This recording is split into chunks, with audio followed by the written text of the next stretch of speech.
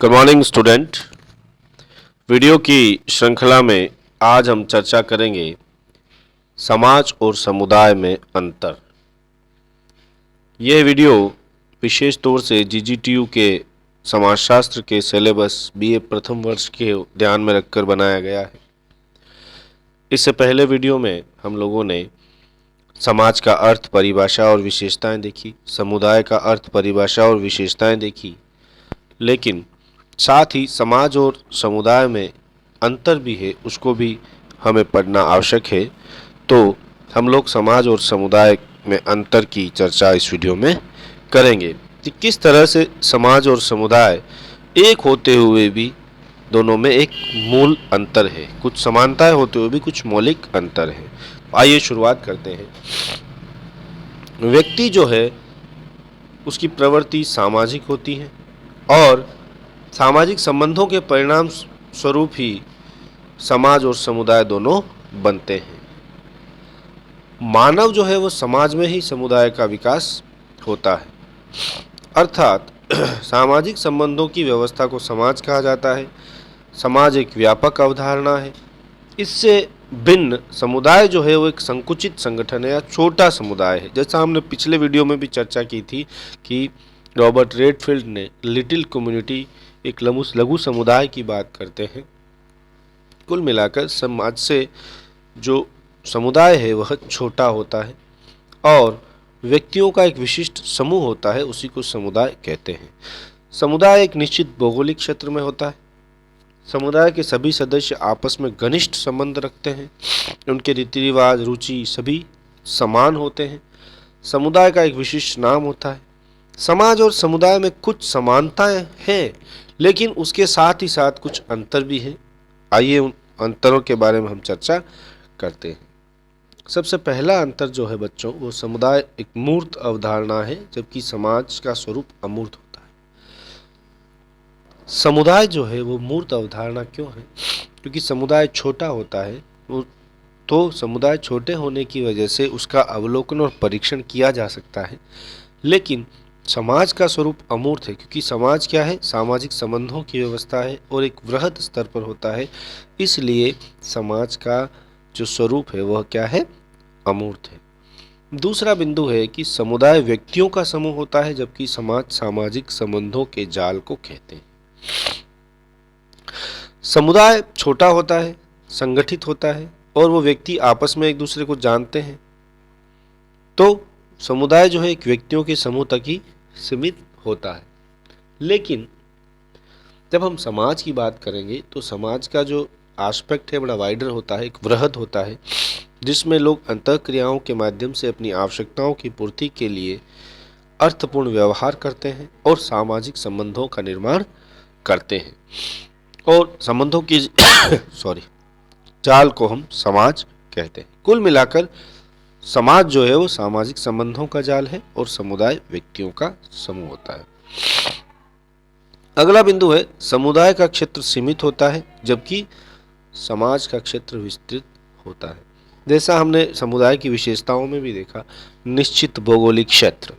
कुल मिलाकर समुदाय एक निश्चित भौगोलिक क्षेत्र में रहने वालों के लोगों के लिए शब्द यूज किया जाता है, जबकि समाज का क्षेत्र विस्तृत होता है और विशालता के कारण समाज में अनेक समुदाय, अर्थात एक समुदाय के अंतर्गत अनेक समाज नहीं हो सकते, लेकिन एक समाज में कई समुदाय हो सकते हैं। अगला बिंदु है स्थानीयता। समुदाय की अनिवार्यता है और समाज के लिए स्थानीयता अनिवार्य नहीं है। हमने जब समुदाय और समाज के बारे में पढ़ा बच्चों, तब हमने चर्चा की थी कि स्थानीयता आजकल वर्तमान समय में जैसे यातायात के साधन और संचार की वजह से निश्चित भौगोलिक क्षेत्र की जो विशेषता है उसमें थोड़ा शिथिलन आया है, थोड़ी शिथिलता आई है, लेकिन समुदाय आज भी स्थानीयता के तत्व को नहीं छोड़ पाया है। लोगों में उस स्थानीयता के आधार पर ही हम की भावना होती है, जबकि समाज में ऐसा नहीं होता है, क्योंकि समाज क्या है? एक विशाल क्षेत्र या विस्तृत क्षेत्र में फैला होता है, इसलिए उसमें स्थानीयता अनिवार्य नहीं है। अगला बिंदु है समुदाय का आधार सामुदायिक भावना होती है, जबकि समाज जो है वो तर्क और बुद्धि पर आधारित होता है। हमने चर्चा की थी पहले, तो समुदाय का आधार क्या है? सामुदायिक भावना, अर्थात हम की भावना। समुदाय का आकार छोटा होता है, लघु होता है, उसके संबंधों में घनिष्ठता होती है, तो आपस में एक दूसरे के सुख दुख में भागीदार होने की वजह से उनमें क्या पनपती है? हम की भावना पनपती है, उनके समुदाय के प्रति एक निष्ठा की भावना पनपती है, और उसकी समुदाय बनने का आधार ही वो है सामुदायिक भावना। जबकि समाज क्या होता है? उसका क्षेत्र विशाल होता है, उसमें स्थानीयता अनिवार्य नहीं होती है, तो उसमें जब भी संबंधों का निर्माण व्यक्ति करता है तो तर्क और बुद्धि के आधार पर करता है। कुल मिलाकर समाज में तर्क और बुद्धि आधारित होती है और समुदाय में सामुदायिक भावना। अगला बिंदु है कि समुदाय जो है वह सामान्य जीवन और असमानताओं पर आधारित होता है, अर्थात समुदाय के अंतर्गत सिर्फ सामान्य जीवन, जैसा हमने चर्चा की थी वीडियो में, कि समुदाय में व्यक्ति विशेष उद्देश्यों की पूर्ति नहीं करता है, एक सामान्य जीवन जीवित रहता है, और उसमें असमानताएं समुदाय में नहीं होती है, समानताएं होती है, समरूपताएं होती है, सभी लोग एक समान जीवन शैली लगभग जीते हैं। और जबकि समाज में इसके विपरीत समानताएं और विभिन्नताएं दोनों ही पाई जाती है। समाज का क्षेत्र विस्तृत होता है, समाज में समानताएं भी पाई जाती है और विभिन्नताएं भी पाई जाती है। अगला बिंदु है समुदाय का विशिष्ट नाम होता है, जबकि समाज का कोई विशिष्ट नाम नहीं होता है। समुदाय का हमेशा कोई न कोई नाम होगा, जैसे बंगाली समुदाय, गुजराती समुदाय, जो एक निश्चित भौगोलिक क्षेत्र में रहता है और उसका एक नाम होता है, ये समुदाय की विशेषता में आता है। जबकि समाज का कोई विशिष्ट नाम नहीं होता है, एक स्पेशल कैरेक्टरिस्टिक्स नाम या स्पेशल कैरेक्टरिस्टिक्स के रूप में समाज का कोई विशिष्ट नाम नहीं होता है। हालांकि आम बोलचाल की भाषा में कई बार लोग कह देते हैं कि ये फलाना समाज है या फलाना, लेकिन समाजशास्त्री या तकनीकी शब्दावली के रूप में वह समाज की परिभाषा में नहीं आता है। अगला बिंदु है सहयोग समुदाय की अनिवार्य आवश्यकता है।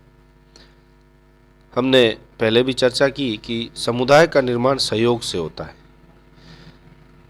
क्यों? क्योंकि समुदाय छोटा होता है तो आपस में लोग एक दूसरे से घनिष्ठ संबंध रखते हैं, हम की भावना होती है, प्रायः वो लोग एक दूसरे के सुख और दुख में भागीदार होते हैं, इसलिए समुदाय में सहयोग अनिवार्य आवश्यकता है, अर्थात सहयोग होगा तो ही समुदाय बनेगा। समाज में सहयोग की प्रधानता के साथ साथ संघर्ष भी पाया जाता है। समाज का क्षेत्र विशाल होता है, अलग अलग तरह की संस्कृतियां होती है समाज में, क्योंकि समाज एक क्षेत्र से दूसरे क्षेत्र में जाता है तो वहाँ की संस्कृति और स्थानीयता से प्रभावित होता है। तो कुल मिलाकर समाज में सहयोग के साथ साथ संघर्ष भी पाया जाता है, जबकि समुदाय के अंदर सहयोग ही पाया जाता है। अगला बिंदु है कि समुदाय विशिष्ट संस्कृति और सामाजिक विरासत पर आधारित होते हैं। समुदाय के अंतर्गत एक विशिष्ट संस्कृति होती है। प्रत्येक समुदाय का एक रहन सहन, खान पान, वेशभूषा, उनका भाषा, ये सब एक विशिष्ट पहचान या अलग पहचान दिलाते हैं। जैसे हम अगर बात करें संस्कृति की, तो जैसे गुजराती जो संस्कृति है या जो राजस्थानी संस्कृति है, अब यहाँ पर जब गुजराती या राजस्थानी संस्कृति की बात आएगी तो हम लोग उनके रहन सहन, खान पान और वेशभूषा की बात करेंगे, तो वो क्या हो गया? एक समुदाय हो गया। तो कुल मिलाकर विशिष्ट संस्कृति होती है उनकी, और सामाजिक विरासत के रूप में वो क्या होती है? आगे से आगे स्थानांतरित होती है। लेकिन समाज का स्तर क्या है? वृहद है, विशाल है, इसलिए एक समाज में अनेक संस्कृतियां या विविधता पाई जाती है।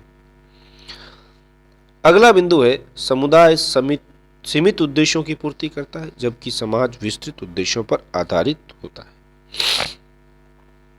समुदाय चूंकि छोटा होता है, इसमें लिमिटेड लोग होते हैं, तो उसके उद्देश्य भी कम होते हैं, तो समुदाय जो है सीमित उद्देश्यों की पूर्ति करता है। जबकि समाज का स्तर वृहद होता है और उसके उद्देश्य भी वृहद होते हैं, इसलिए समाज जो है वो विस्तृत उद्देश्यों पर आधारित होता है। अगला बिंदु है कि समाज में औपचारिक संबंध आधारित होता है, जबकि समुदाय का आधार व्यक्तियों के बीच पाए जाने वाले अनौपचारिक संबंध होते हैं। यहाँ औपचारिक संबंधों से तात्पर्य है बच्चों द्वैतिक संबंध, अर्थात प्राथमिक संबंध नहीं होते हैं, जबकि अनौपचारिक संबंध प्राथमिक होते हैं। कुल मिलाकर जब समुदाय के अंदर व्यक्ति साथ में रहता है, समुदाय का आकार छोटा होता है, उनमें सामुदायिक भावना पाई जाती है, इसलिए उनके संबंध क्या होते हैं, अनौपचारिक या प्राथमिक होते हैं। जबकि इसके विपरीत समाज के अंतर्गत घनिष्ठता का अभाव होता है और आकार विशाल होता है समाज का, इसलिए औपचारिक संबंधों पर आधारित होता है। तो बच्चों, हमने चर्चा की इस वीडियो में कि समाज और समुदाय में क्या अंतर है। जो हमने अर्थ, परिभाषा और विशेषताएं देखी थी, उसी के आधार पर कुछ बिंदु जो उभर कर आए थे उसके ऊपर हम चर्चा कर चुके हैं। यह वीडियो बीए प्रथम वर्ष के बच्चों के लिए उपयोगी है। आप लोग इस वीडियो को सुने और साथ ही साथ नोट्स भी बनाए हैं। जब कॉलेज शुरू हो जाएंगे तो हम इनकी चर्चा कक्षाओं में पुनः करेंगे। जो चैप्टर बाकी रह गए हैं उन पे भी चर्चा करेंगे। इस वीडियो में हम इतना ही कवर करेंगे। अगले वीडियो में हम लोग किसी अन्य टॉपिक के साथ पुनः आपसे मुखातिब होंगे। तब तक के लिए धन्यवाद। जय हिंद, जय भारत।